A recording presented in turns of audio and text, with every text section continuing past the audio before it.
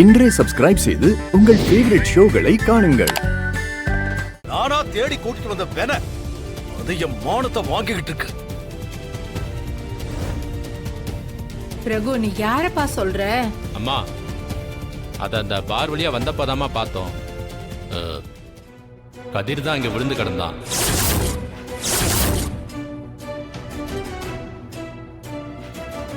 கதிரவனா?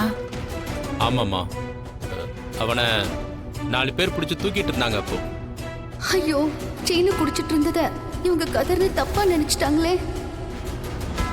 கதிர் குடிப்பானா? இதுல ஆச்சரியப்படுறதுக்கு என்னமா இருக்கு? அவன் எவ்வளவோ தப்பு பண்ணிருக்கான். இதெல்லாம் ஒரு விஷயமா? சிவா, கதிர்க்கு அந்த பழக்கம்லாம் இல்ல. நீங்க வேற யாரையாவது பாத்திருப்பீங்கப்பா. ஆமா, இப்ப கூட அவன் தப்பானவன்னு நீ ஒத்துக்க மாட்டேல. அவன் கார்த்திகா கொலை பண்ணல, அத நான் ஒத்துக்கிறேன். ஆனா பொண்ணோட வாழ்க்கையை அவன் அழிச்சிருக்கான். அத என்னைக்குமே மாத்த முடியாது. இல்லங்க, நம்ம கதிர ரொம்ப நல்லவன். நல்லவன் தான் இப்படி பகல்ல குடிச்சிட்டு ரோட்ல விழுந்து கிடப்பானா? அவன் நல்லா பாத்துக்குவான்னு நம்பித்தான் உன் பொண்ணு கிளம்பி போயிருக்கா. அவனெல்லாம் பாத்துப்பா. எல்லாரையும் தூக்கி போட்டுட்டு அவன் தான் வேணும்னு கிளம்பி போனா இல்ல, அனுபவிக்கட்டும். பிரகு,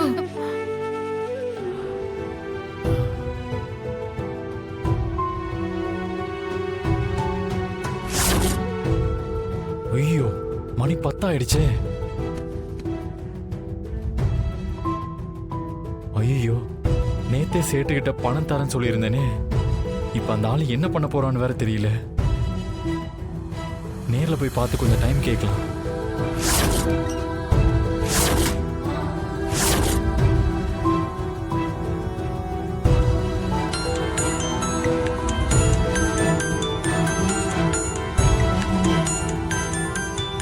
ஐயோ, சேட்டு தான் கால் பண்றாரு. ஹலோ சீனு. சேட்டு, சாரி சேட்டு, கோவமா இருப்பீங்கன்னு எனக்கு தெரியும். நான் ஏன் சீனு உன் மேல கோபப்பட போறேன்? இல்ல, கொடுக்க வேண்டிய பணம். அதான் நீ சொன்ன மாதிரி பணத்தை கொடுத்துட்டியே. புரியல சேட்டு, கொடுத்துட்டேனா? ஆமாப்பா, நான் கூட நீ எங்கேயோ என்னை ஏமாத்திருவேன்னு நினைச்சேன். ஆனா சரியான நேரத்துல நீ சொன்ன மாதிரி பணத்தை கொடுத்துட்டே. என்ன சேட்டு சொல்றீங்க? எனக்கு ஒண்ணுமே புரியல. நான் எப்ப கொடுத்தேன்? அதான் உன் ஒய்ஃபு கிட்ட கொடுத்து அனுப்பிச்சிட்டியப்பா. அவங்க தான் கொண்டு வந்து காலையிலே 50 லட்சம் ரூபாய் பணத்தை கொடுத்தாங்க. என் வைஃப் கொடுத்தாங்களா? ஆமா, காலையிலே நீ கொடுத்தேன்னு சொல்லி கொண்டு வந்து கொடுத்துட்டாங்கோ. ரொம்ப சந்தோஷப்பா சீனு. சீனு, நீ பணத்தை செட்டில்மெண்ட் பண்ணிட்டேன்னு சொல்லி நான் டாக்குமெண்ட்ல சைன் பண்ணி கொடுத்துறேன். நீ எதுக்கும் சீக்கிரமா வீட்டுக்கு வந்துரு சீனு. நான் இன்னும் 1 hour வீட்டுல தான் இருப்பேன். சேட்டு, எனக்காக யாரும் பணம் கொடுக்க வேண்டாம். என்னால உடைச்சு என் சொந்த காசை கொடுக்க முடியும். நீ எப்ப சம்பாரிச்சு என் கடனை எல்லாம் அடைக்கிறது? அதெல்லாம் ஆகிற காரியம் இல்ல சீனு. அதெல்லாம் தர முடியாது. என்ன நம்புங்க சேட்டு, உங்க பணத்தை கண்டிப்பா நான் கொடுத்துடுவேன். இப்ப இந்த பணத்தை கொடுத்துடுங்க. அப்போ என் பணத்துக்கு என்னதான் வழி?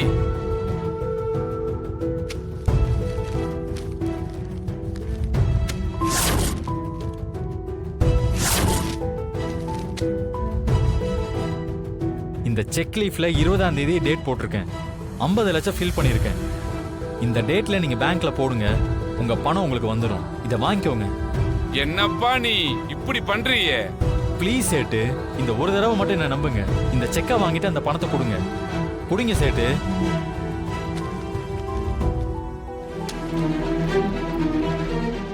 இதோ பாரு சீனு, இதுதான் உனக்கு கடைசி சான்ஸ்.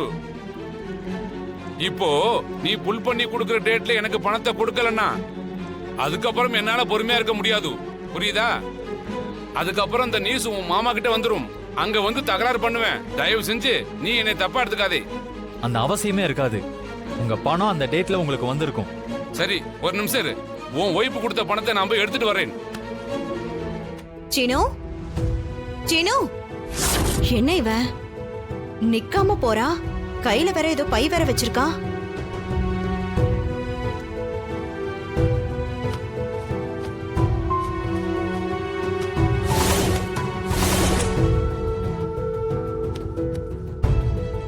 சீனு, என்ன இது?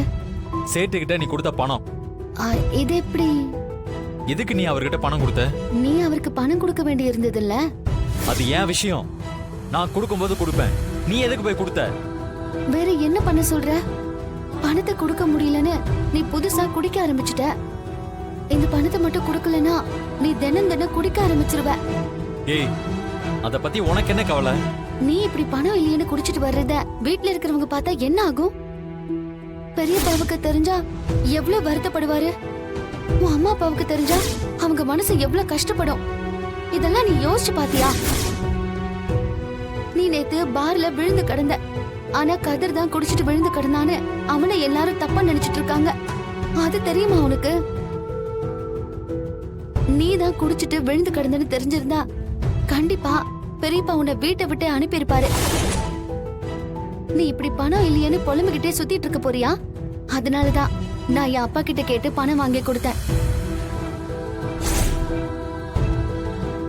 இங்க பாரு, நான் உங்ககிட்ட என் கடன் அடைக்க பணம் கேட்டேனா எனக்கு யாரோட பணமும் தேவையில்லை. சேட்டுக்கு நீ பணம் கொடுக்கணும்ல, அது கொடுக்கலனா அந்த ஆளு வீட்ல வந்து பிரச்சனை பண்ணுவாரு. அது ஏன் பிரச்சனை, அதுல நீ தலையிடாத. ஒரு தடவை பணத்தை கொடுத்துட்டு என்ன எல்லாரும் முன்னாடி அசிங்கப்படுத்துன. உன் பணத்தை திரும்ப கொடுக்க தான் நான் இவ்வளவு போராடிட்டு இருக்கேன். ஐயோ, அந்த பணமே வேண்டாம் தானே நான் உன்கிட்ட சொல்லிட்டு இருக்கேன்.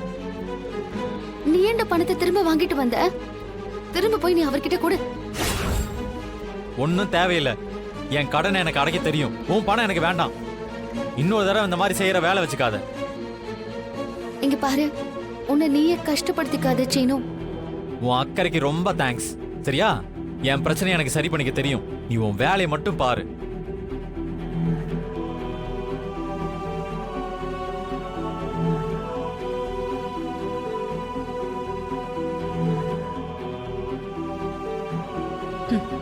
இதுதான் விஷயமா?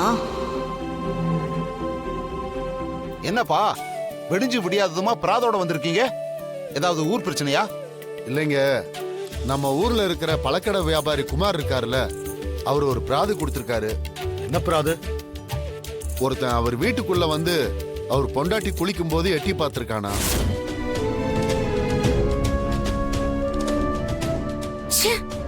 இந்த ஊருக்குள்ள இப்படி இல்லாம நடக்குது? இப்படி கேவலமான ஆளுங்கள நம்ம ஊருக்குள்ள இருக்காங்களா? இந்த ஊர்ல எல்லாரும் ஒழுக்கமா தானே இருப்பாங்க. இப்படி ஒரு காரியத்தை பண்ணிருக்கானா யாருன்னு? வெளியூர்காரனா? இல்லங்கய்யா, இந்த ஊர் ஆளுங்கதாயா. அந்த அளவுக்கு இந்த ஊர்ல இருக்கிற பயிலுக்கு தைரியம் வந்துருச்சா? இந்த மாதிரி ஆளுங்களை எல்லாம் கட்டி வச்சு உதைக்கணும் மச்சான். யார் இத பண்ணது? தப்பு பண்ணவன் பேரை சொல்றதுக்கு ஏன் இவ்வளவு தயங்குறீங்க? இல்லையா, அது வந்து யாரவன்? அதை எப்படி சொல்றதுன்னு தெரியலங்க ஐயா.